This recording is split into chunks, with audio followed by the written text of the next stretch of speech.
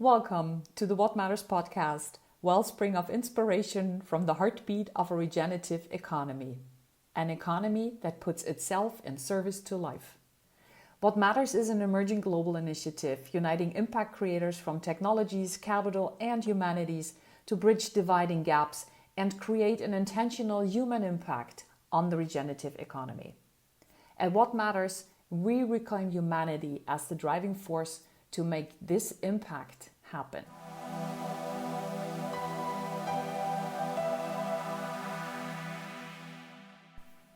I'm Nicole Bastien, founder of What Matters and host for this podcast journey. We capture real-life conversations with those challenging the norm and where the audience can chime in at any time. I promise no scripts, no filters, just authentic experiences and raw insights from pioneers shaping a better world. If you want to share your perspective too, well then please join one of our next live conversations and visit us at humanitywhatmatters.com. And now, let's meet my guest.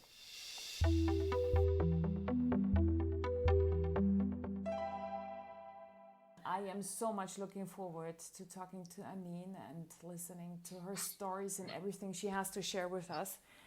It's always a blast and just a pleasure talking to you, Anneen. I know it's something you're not familiar to because you don't do that every day, so I appreciate it even more that you're really taking the time. Thank you. No, thank you. The virtual thing is new. Like I keep on saying to you, like my meeting place is in a rock usually, or outside.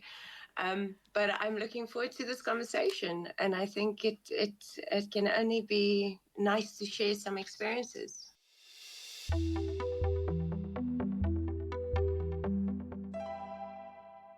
So let me introduce Anneen a little more. She is a sustainable community builder from South Africa, and she was upfront, she is still upfront in Bakwena Bamahopa. She knows what was going on there 10 years ago. She still knows how to do it, to build up a sustainable community. So I'm really, really humble and full with all the pleasure and happiness to be with you and all of you here in the space and hear what you have to share with your lived experience.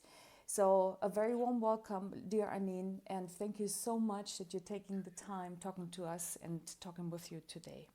All right, why is it so special to talk about regenerative economy in South Africa? Help us out here. Well, I mean, in my opinion, regenerative economy is finding that economic system where my community members are active participants within the community. Not just the community, but also active participants in the economy. And, you know, like I said to you many times, I did not know that I was doing that. But what I was doing was I look at each and every community as an organism. And this organism consists of human beings, it consists of nature, it consists of external influences. And how do you combine all these to make an economic system within your community that is functional? You know, we tend to plan for things, but when we plan linear, we've talked about it numerous times, where you plan linear, but you implement in circular movements. And people don't adjust the planning of linear into actually planning circular. So what I tend to do is I tend to break it down into chewable bite pieces, if I can call it that way. And I look at what is in my environment, what is in my community, where is my community. We've spoken so many times where I say to you that my end all and be all, I eat, breathe, live my community. And the reason for that is because, you know, in South Africa, when we speak about Bakwena Bamahopa, we speak about communities that were illegally taken off their piece of land. It was a functional little village that was demolished within one day. And families were sent all over to different townships. And after they got the land back, they were told, okay, now you need to start this village again. but you could find a few traces of houses. You could find ancestral bones there, but the community in its own had to be rebuilt from scratch. And you can't rebuild a community by just giving people houses. Houses is not the answer to everything. You can give someone a house, but if they don't have an economic source of income or an economic activity to keep them busy, then your house is going to mean nothing for you. So, are you still with me? Yeah, I am. You're still on. I'm still listening. Please go ahead.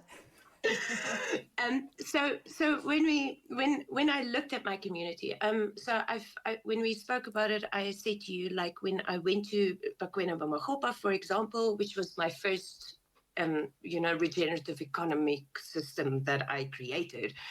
I stayed in the community. I communicated it because my first focus was, it's not me that have to stay in that economic system. I have to create something that is for the people that's going to use it. Now, with that comes a lot of different things, because we don't have the technology that you have in Germany. We don't have the educational basis, or I call it knowledge base, where people have a specific standard of educational background or a specific knowledge base that they can fall back onto. So those are things that I constantly had to take. And I usually say I take whatever I identify. I find a way of Africanizing it, or finding a way that is applicable to my community, and then we start. So with Bakwena Bamagopa, we focused on cattle because that is the main thing that was in their area. Most of the people there had cattle. So how do you create the cattle, for example? So we started with, okay, they've got cattle. So what do you need for your cattle? You need fodder. So you have, say, 5 people that do the fodder for the people that's got the cattle. But now you've also got the slaughtering of the cattle. So what do you do with so most people use it for traditional purposes. So that would be the slaughtering of the cow to thank the ancestors, or, they call it ancestors. And from there, you'd see, okay, you've got the cattle, they've slaughtered the cattle. So what do you do with the skins? The meat, the tail goes into the traditional practices. So what do you do with the skin? So we looked at what is the different aspects that you can do with skin, and we got mamas or women to participate in making different things. So what we ended up doing after about 3, 4, 5 failures was making shoes. Because we found that the fencing that we use makes a mark on the skin of the cattle. And because that mark is on the skin, you cannot export the skins for furniture or things. So what did we do? We used the mark as our brand. And we used the mark to say, if your shoes does not have that mark on it, it's not from Bakwena Bamagopa.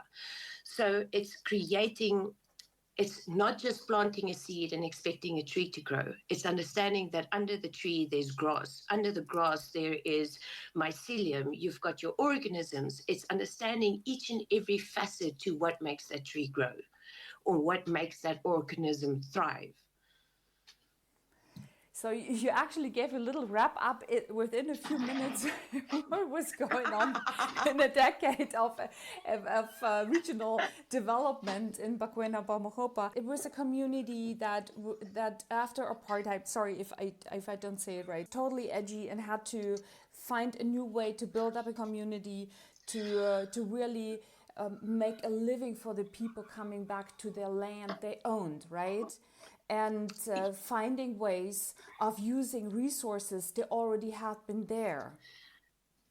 Yes, because remember, like I said to you, a lot of times, it's difficult to find investment for something like that. Mm-hmm. It's not the kind of thing that people are openly investing. It is, so what we did was we worked with what we had. I am extremely pedantic about making sure that whatever you have in your area, that is the thing that you can use to build yourself up. It's also, if you do it that way and you don't throw just money at a project, and you have people that have to work together to get to that point, people are also more likely to take responsibility, accountability, and, no, for the lack of a better word, ownership. Where if things are just given to people, they don't have that physical connection to something. And for me, that is important, because if people don't have a physical connection to that, whether it's the economic system, whether it is a business, whether it is a project, if they don't have that connection, then you are bound to fail with your community. I can see that here too, in many other ways. So in many other ways, also in the corporates, let's say in the industrialized and Western world, if you just give it to them, it doesn't really mean something to them. So, and if you include them, if you really involve them building up something, they identify so much stronger with what is actually there. And also they weave in their experiences, their knowledge, their implicit knowledge.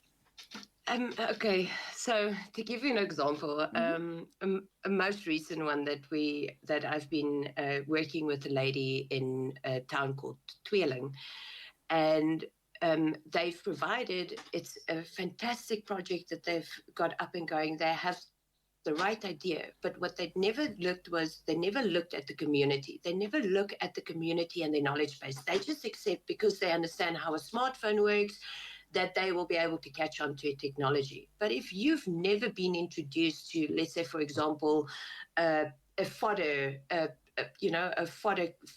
machine, and you don't know how this machine is going to make your fodder, then it's going to take training. So what I've done is I was lucky enough to have NGOs and different organizations participating and identifying people to train for specific things. Even with the training, I'll be honest with you, training is still faulty.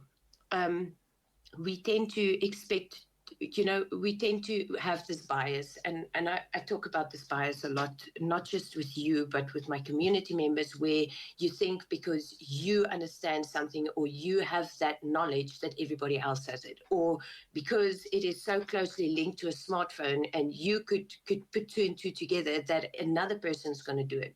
But what most people don't understand is that, let's say, the granny that is participating in a project recently learned that she could send a message on WhatsApp. Right. But it doesn't mean because she understands WhatsApp, she's going to understand how to measure your fertilizers within your tanks to for the water spraying. Right.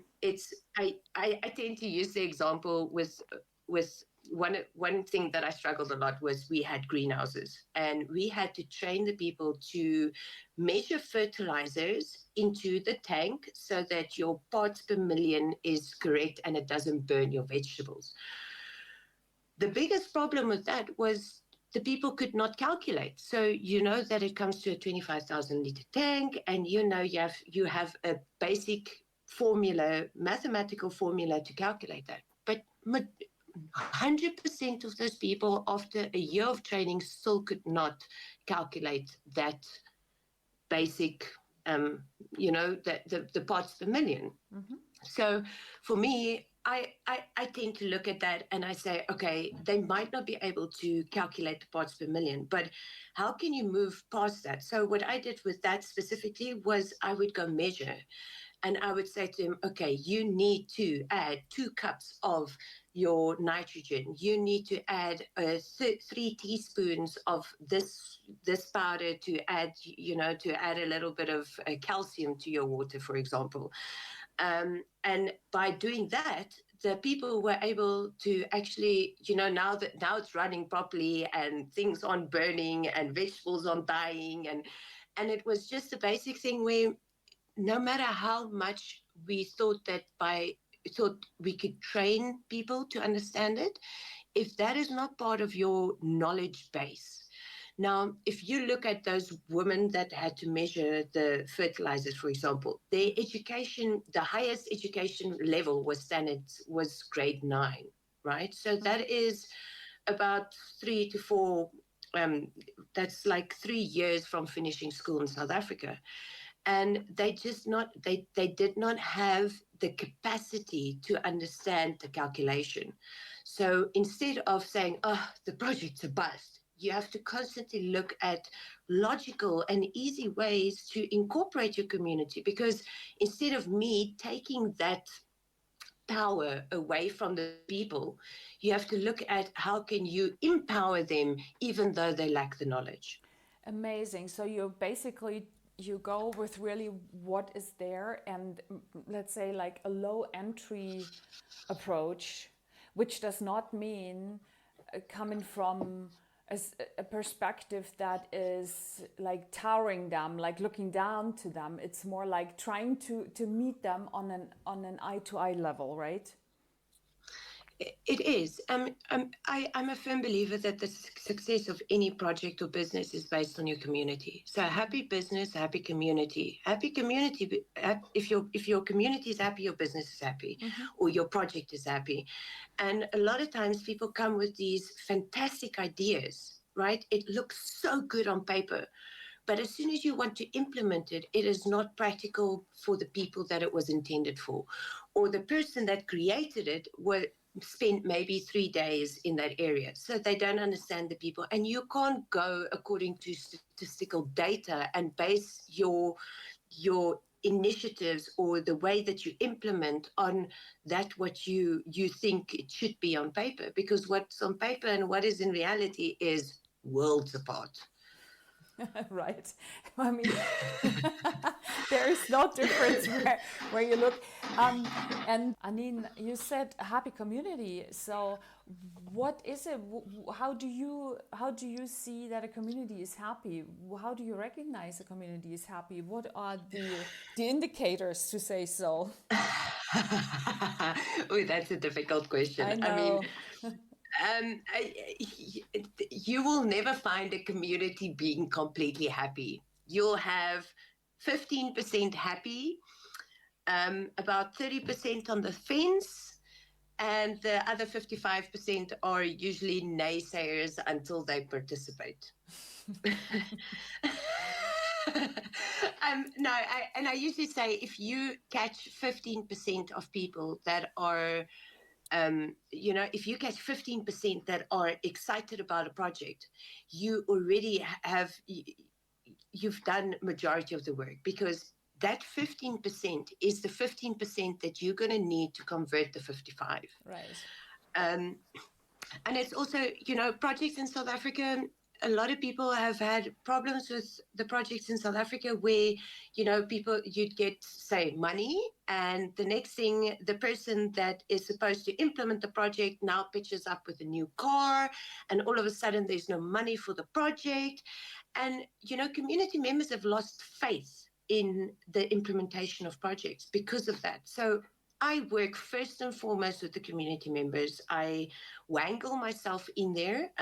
So like I've been working with the Bloemfontein community since 2005. And this is where my next project will be. I'm definitely, and for those community members, they are all disheartened. They all feel that they've been used. So you constantly have to find that middle ground between saying to them, you know what, yes, I am different. Yes, I look like the other people that, that may have taken the money or that you feel have used it incorrectly. But it's also because people aren't transparent. They don't want to share knowledge. They don't want to share information. And as soon as you stop sharing, that is when people feel that you are not including. So I'm all about including people, like including my community, getting them to understand, if we do this, these are the benefits. But in order for us to get the benefits, we have to go through the following disadvantages or struggles or challenges. And I always look at how can you make those challenges a little bit, like not better and not easier. Challenges should not be made easier. It should be made to a point where collectively we can actually move past the challenges. Yes. Fully agree.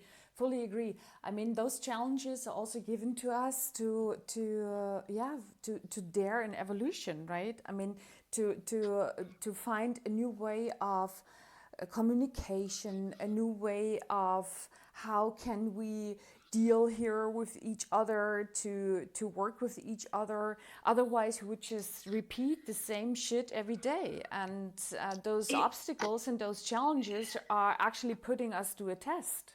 How do you see that? And I do agree. And that is also, that is why I prefer, having meeting my community members on the rock. Because I've found numerous times, if you are someone and you say, okay, but I don't want to meet at the rock, let's rather get a venue. You take those people out of the environment. Now, sometimes that is a good thing. But when you come and you actually want to improve a specific community, you don't take them out the environment. You actually come into the environment and you show people that you're not actually there to milk them for money, but you are there to assist them. And to build that trust takes time. It takes time. It takes hours and hours of sitting in the sun. It takes hours and hours of communicating, building relationships. And, people that don't have trust, it's difficult to build a relationship when they don't have trust in you. Yes. So, you end up doing a lot of like little other small projects, or like I said to you, especially when it comes to my Bloemfontein community, every time they have said to me, listen here, you don't understand. So, for example, illiteracy. Or you don't understand, what do? You go find ways to experience that, because if you experience it, I always say to people, telling me you understand poverty by saying that you can see the difficulty in a child's eye from a photograph is not telling me that you understand poverty. It tells me that you find empathy with the poverty of that child in the picture. But you have to physically be inside the poverty to understand how these people function within that an impoverished environment. Wow, you could drop the mic here. You could really drop the mic here. There was a pretty strong statement. I fully agree. I fully agree what you said. I fully agree. You need to. Sometimes you really need to feel the mud in your face and have the mud between your fingers to really know what is going on. Like smelling the soil and everything. And you always strike as a person, at least to me, who understands people and how to build infrastructure in a community and for a community. So can you share a little bit more of your experience? Maybe you have a project related to Bakwena Bamagopa or other areas in South Africa where you reflect, looking backwards, hey, that actually illustrates building a community pretty well. I would love to hear that. So infrastructure is a difficult term for me at this moment in time. I mean, we've spoken many a time about our energy shortages, water shortages. These are things, I mean, those are, for most people, that's basic services. For me, that is like my core to infrastructure development. I know people always say, yeah, but you have to focus on, getting the people housed. But if you can house a person, but they're still not going to have electricity or water. So my focus with infrastructure is looking at how can you do it differently. At this moment in time with Bakwena Bamagopa, they are running quite well on their own. And in Bloemfontein, that's been my focus for the past 5 years, a lot of these people are still staying in shacks, metal plated houses. Mm-hmm. A lot of these people don't even have a connection to electricity. So my focus would be on when I do a regenerative economy in that sense, my first infrastructure that I would look at is, if you're going to create a business, you need water, you need electricity. So I constantly focus on alternative energy sources or ways of confronting that. So, for example, to give you an idea of infrastructure, and it's such a basic idea, but some of the communities were struggling for example, for the winter. It's cold. They have to make fires. They use paraffin. And Gavin, my business partner, was extremely, he was there on top of it, and he identified this biomass stove that lowers the use of paraffin. It also lowers the smoke emissions that are released within these houses, which, and quite often these houses don't have windows. So you also, like, people are constantly sick. And some of the community members that have made use of these stoves have found that their illnesses during the winter have decreased considerably. And for me, even though that sounds like just a basic little stove, that has, as an infrastructure, has improved my community because they are able to have a little light. It works as a solar panel, and they don't need electricity in the house to be able to cook, to have heating, to have light, or the ability to charge a phone or whichever way. And I look at like basic things for infrastructure. That is for me a infrastructural thing because it helps the people. And even though I don't have the money, I'm still looking for investment to, kick off projects that are more pedantic on renewable energy and providing a sustainable source of energy. But until that point comes, I'm looking at easy, like I always ask people if they come with a technology. My first question for them would be is, can I take a guy off the street and will he be able to make use of it? If your answer is no, then I try and find a different technology. I see you put the things to the test right away. I love that so much. So we have our first guest on our stage. I thought I'd just chime in here because something that I got out of this conversation, and I think Anneen does so well, is I think a lot of the times as Westerners, we try to, put our Western thoughts into this planning. And I think what Anneen does well is she actually becomes part of the community and the tribal way of thinking, because what will work for them and what they will value is so different to what a Westerner will value. And I think that's like an important thing for making a regenerative community work, identifying what they value in their culture rather than imposing Western thinking onto it. I love it so much. Do you have a little more examples you can share what you experienced or what you observed in over the years? I just spend because I actually live in Australia, and I went to visit Anneen for a month earlier this year, and seeing how she goes to the communities. She spends time with as she calls them, the mamas, like the elderly women in the community. She spends time with them building connections, doing everyday things, whether it's crocheting or cooking or looking after the kids. She does things where she connects within the community. And through that, she sees, okay, how do they function? What do they value? What do they relate with? And then taking those and then building an economy around that.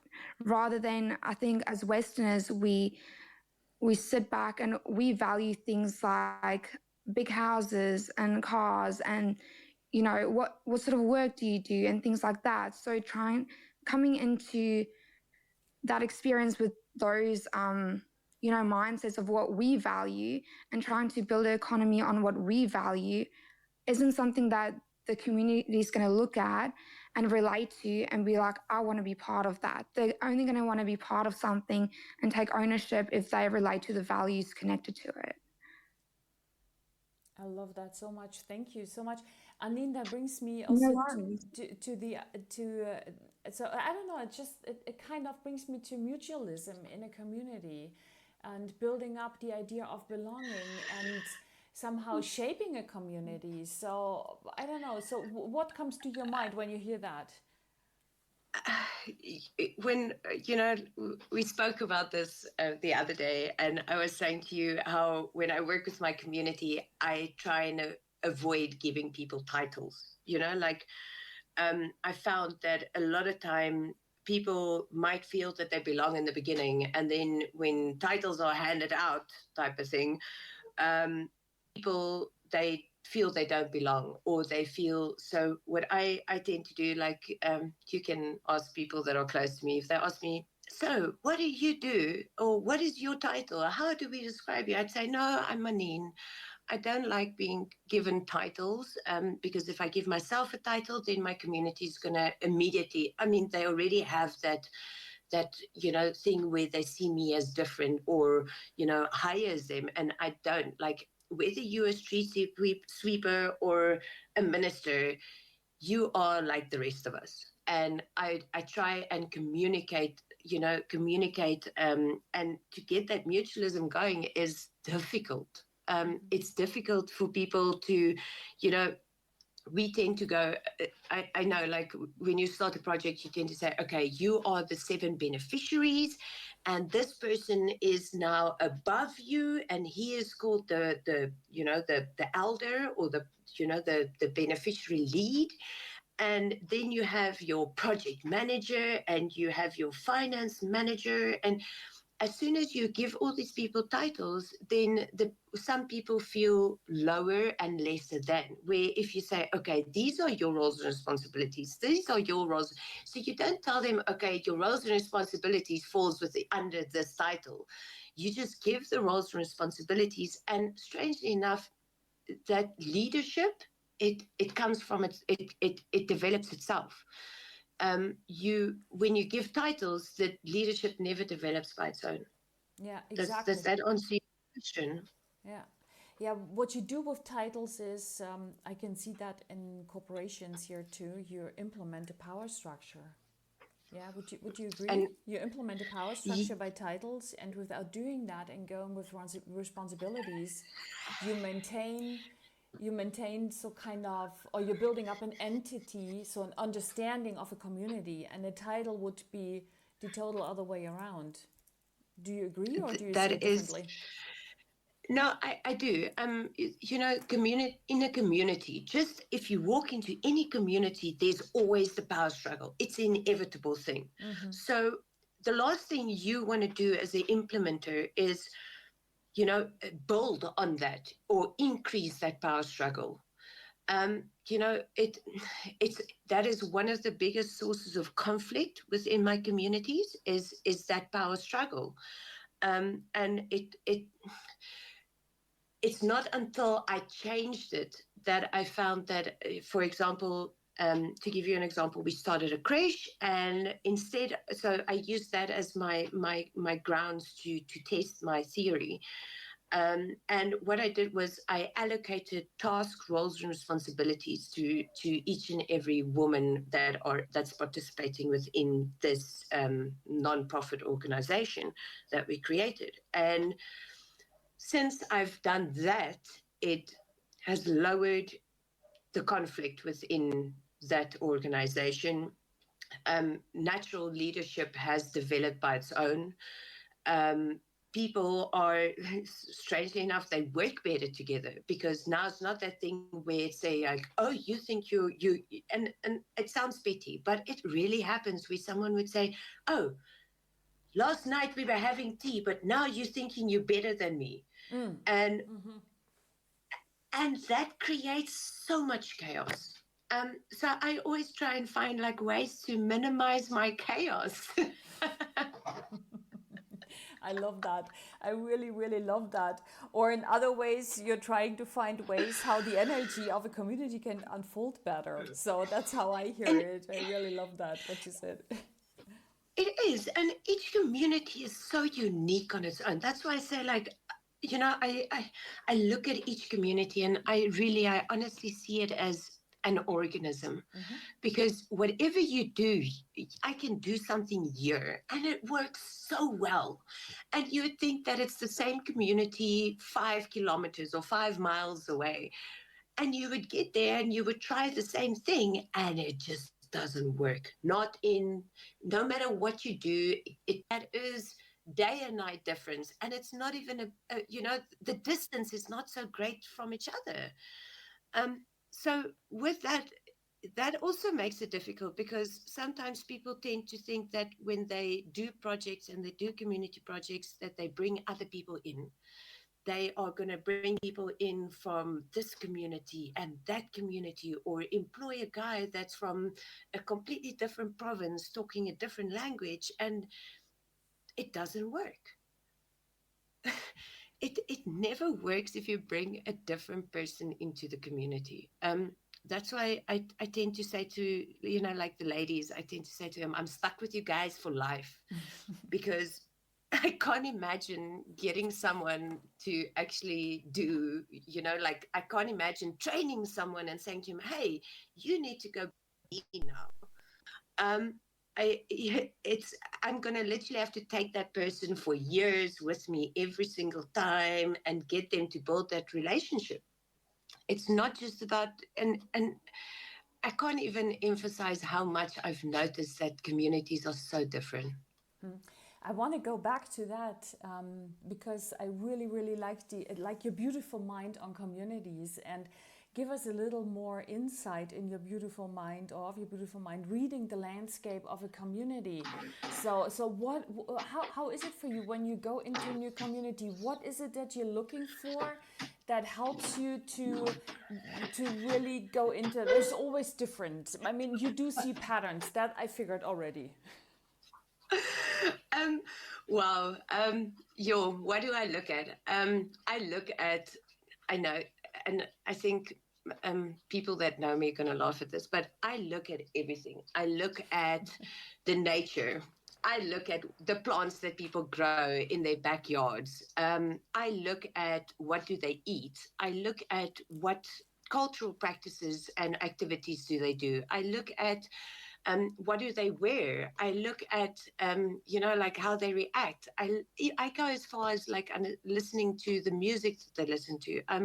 I submerge myself with them. And I look at, so for example, the project that I'm looking at now for the Bloemfontein area, I've identified people grow hemp. There's literally in my community, there's not one house that's not growing hemp.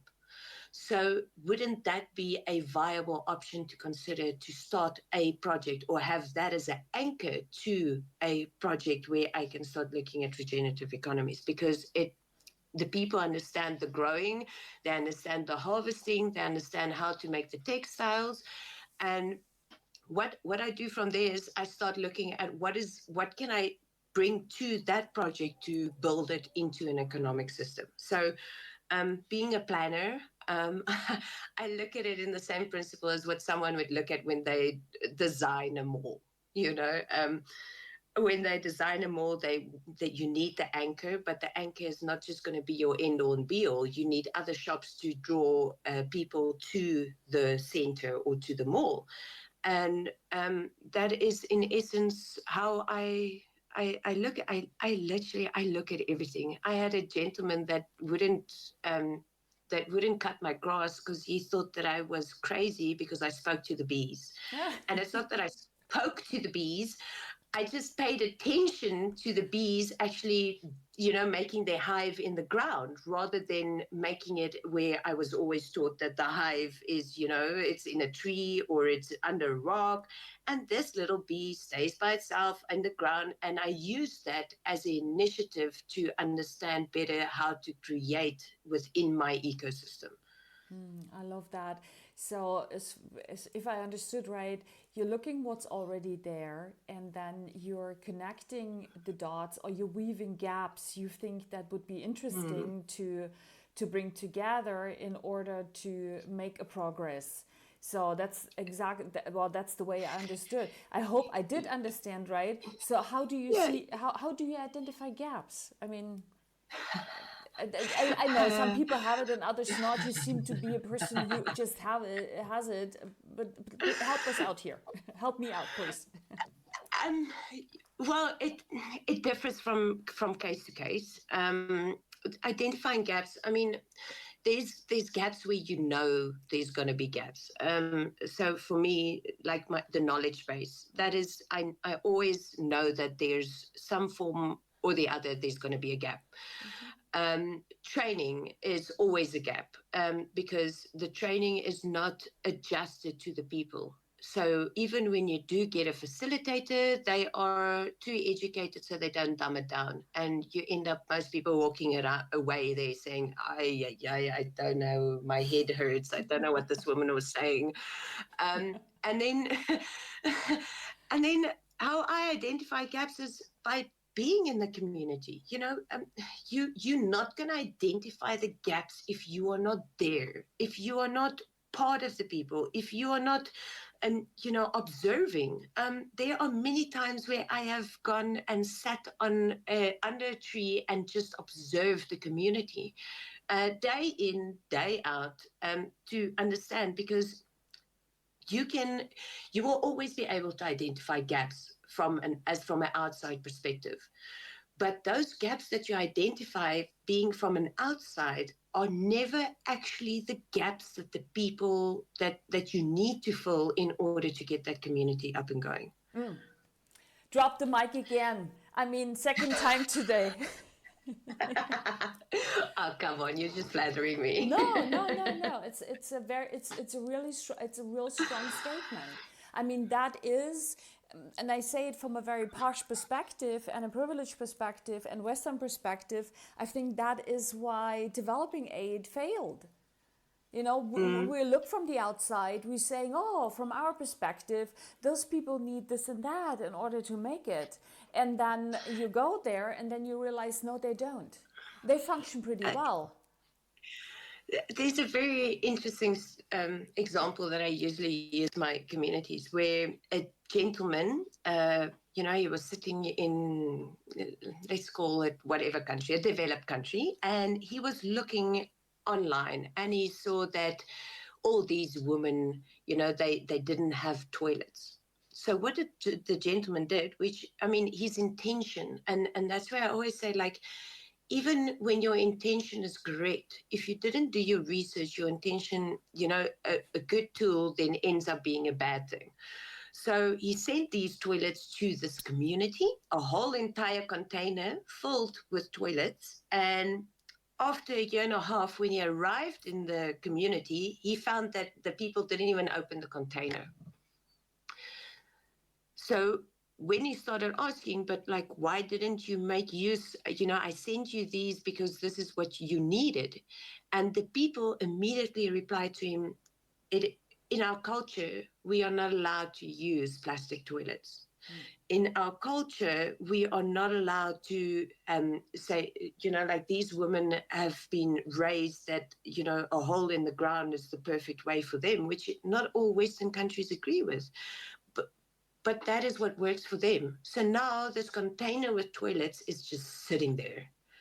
And it's been sitting there for the past 7 years. And even the neighboring village doesn't want it. And the whole reason comes to the point where if you are sitting far, you need to be able to, if you want to do something with a good intention, identify someone that can help you identify or make that intention land to the right place.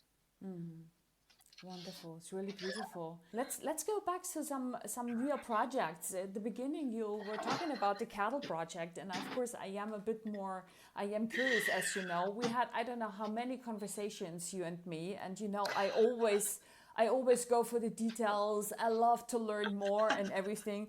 So share a little more about your lived experience and with us. So the cattle project, you said, so you utilized actually the scars of the skin of the cattle and said, okay, that became the branding of, if it doesn't have the scars, it's not originally from this area, so it's not identified with us, let's say so. So do you have any other examples? They reflect your magnificent doing? I have so many. Yeah, give it to us.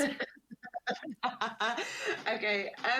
Well, it depends on, I am that type of person. If I need to figure something out, I identify and I identify where can I test it or how can I test it. And I mean, the last time, one of the conversations we had, I was telling you about how with the mushrooms, and how the nappies would have been, how the nappies became a problem, where we said to people, okay, we'll give you 20 cents for each nappy, but Stop. I have to say, not everyone is familiar with this example. You might have to explain a bit more that everyone understands.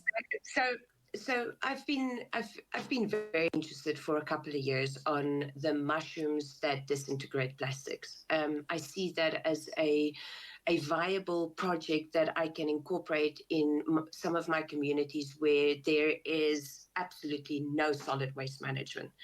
So in order for us, one of the things that I've identified, which is there everywhere along the road, in open pieces of fields, are dirty nappies, children nappies.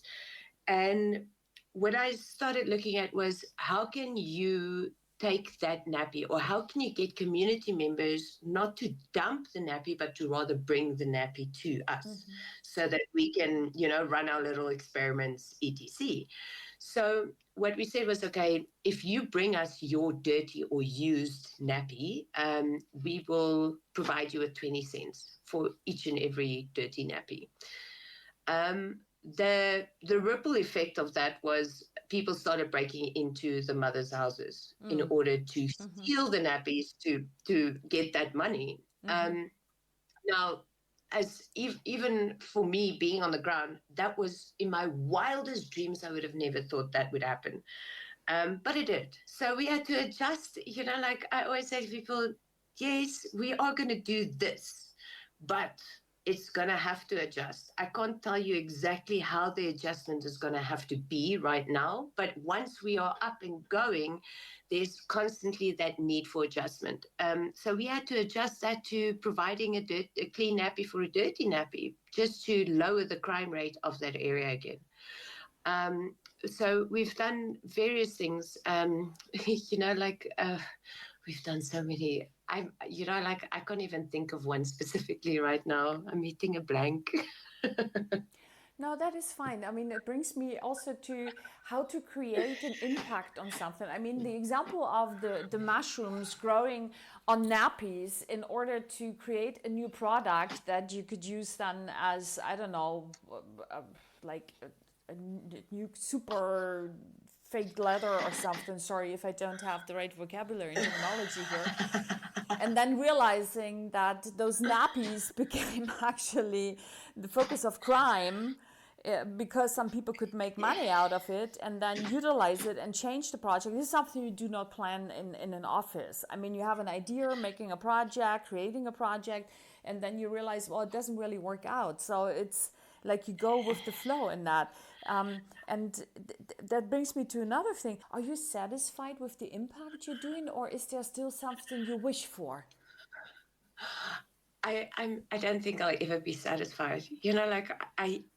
I would drive to an area and I'd look at the area and be like, okay, once I'm done with this area, that is my next area. And then I drive to the next one and I was like, okay, no, this area is my next one. No, I don't think I'll ever be satisfied. I think satisfaction is what you reach when you feel that you've done enough. And I don't think any one person can ever do enough. One lifetime is not enough for a person to do everything, and to do, like I keep on saying to people, I don't think the changes that I truly envision, I don't see those changes necessarily, all of them happening in my lifetime. I'd like to, if I could, I would, try and make it faster, but speed is not everything. Yeah. The faster you try and work, the less you get out of the people, the more you press them to work better, faster, cleverer, you're going to get less and less and less out of the people. It's I had a mentor that always said to me, patience like a woodpecker. And it is literally patience like a woodpecker. You have to hit your head against that piece of wood and make your hole, and you have to do it every day without getting a headache. Sometimes I do lose patience. I mean, that is, it's human. But I try and not do it by my communities. I go home and I go sit there and I go vent in my garden. And then tomorrow I go back and I'd be like, okay, so yesterday was a tough day, but let's try this. You know, yes, you can't speed things up, but I don't think I will ever say that I've done enough. I think enough is a difficult term in my head. I don't see enough as being something that anybody should strive for.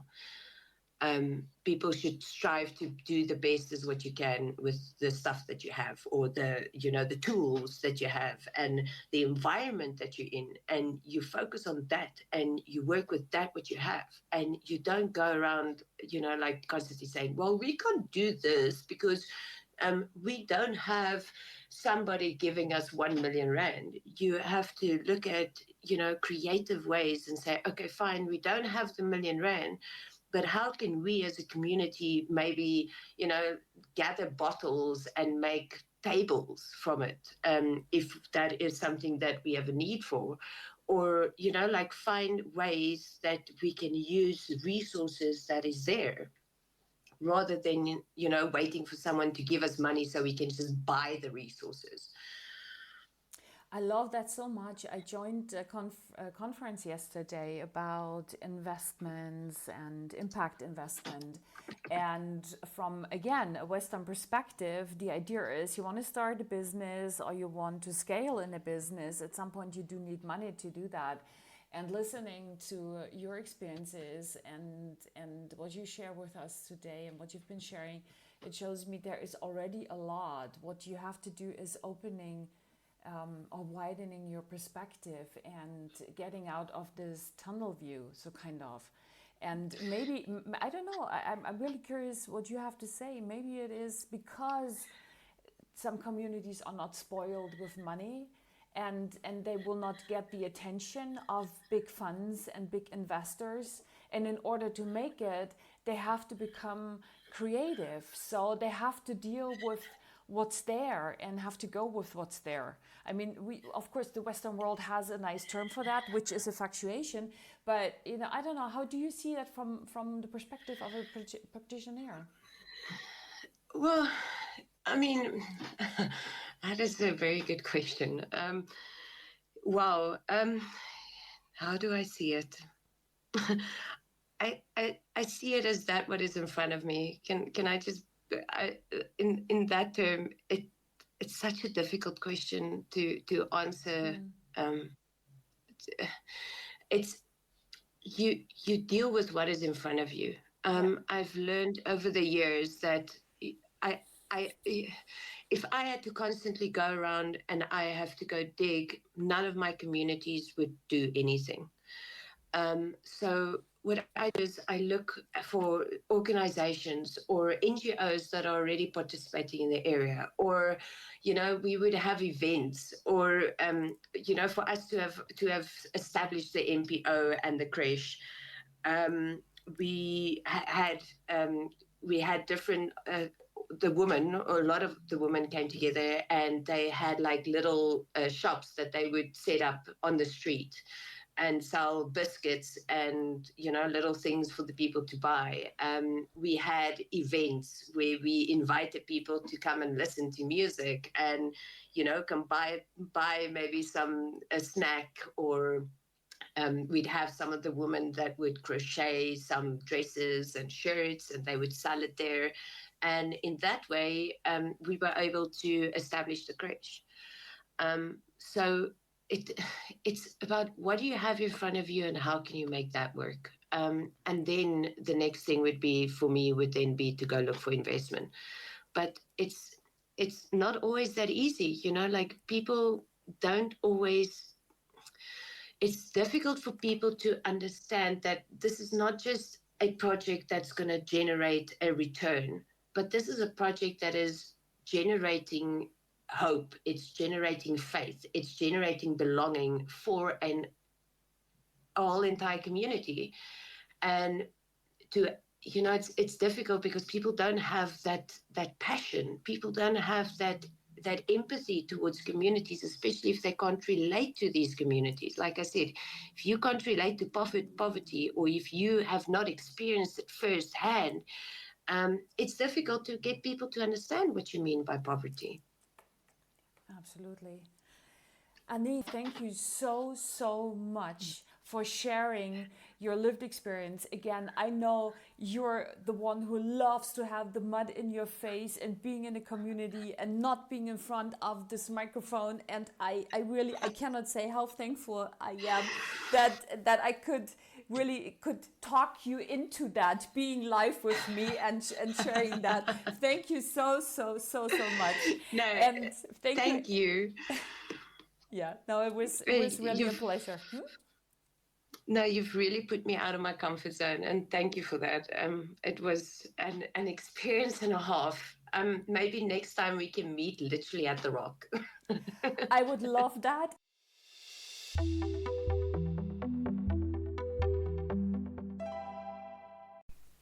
Thank you for tuning into What Matters podcast.